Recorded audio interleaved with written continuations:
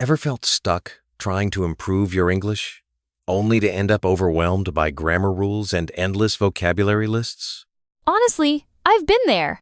I'm excited to share some tips today because there are actually simple, practical ways to get better at English without turning it into a chore. So, whether you want to speak more fluently, understand movies, or just feel more confident, this episode will walk you through the easiest tricks to improve your English skills. We'll talk about making language part of your daily life, using media, chatting with others, and even how to learn from your mistakes without feeling embarrassed. Let's dive right in because the first step is a lot more fun than you might think. So, the biggest game changer for me was weaving English into things I already love, like listening to music or reading short articles instead of textbooks. I relate to that. Just switching my phone's language setting to English made me learn new words by accident. Daily exposure really does help your brain get used to the language. Exactly. Even watching YouTube videos on topics you care about, but in English, sneaks in a lot of practice without extra effort. And if you're a foodie or into fitness, find recipes or workout guides in English. You'll pick up vocabulary that's actually useful to you.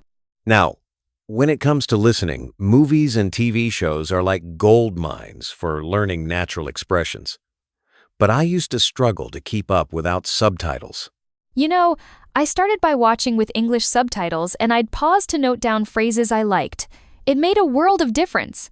That's such a smart move. And podcasts, especially ones about hobbies or news, are another easy way to get your ears tuned in, even during commutes. I totally agree. Plus, hearing different accents and speeds helps you understand more types of English, not just the textbook version. Funny enough, talking to myself out loud boosted my confidence way more than I expected. It's like rehearsing for real conversations. That's a brilliant tip.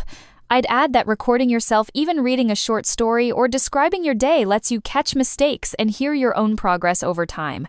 And when you're ready, language exchange apps or online groups are amazing for finding real people to chat with, no matter your level. It's always a bit scary at first, but everyone's there to practice. I actually made friends from other countries this way, which keeps me motivated. Mistakes used to freak me out. But now, I see them as little clues about what I need to improve. It takes the pressure off when you treat them as part of the process. Exactly, every time you mess up, you're actually learning something new. I started keeping a tiny notebook of my common mix-ups and reviewing them now and then. What surprised me most is that native speakers rarely judge mistakes. They're usually just happy you're trying to communicate. That's so true.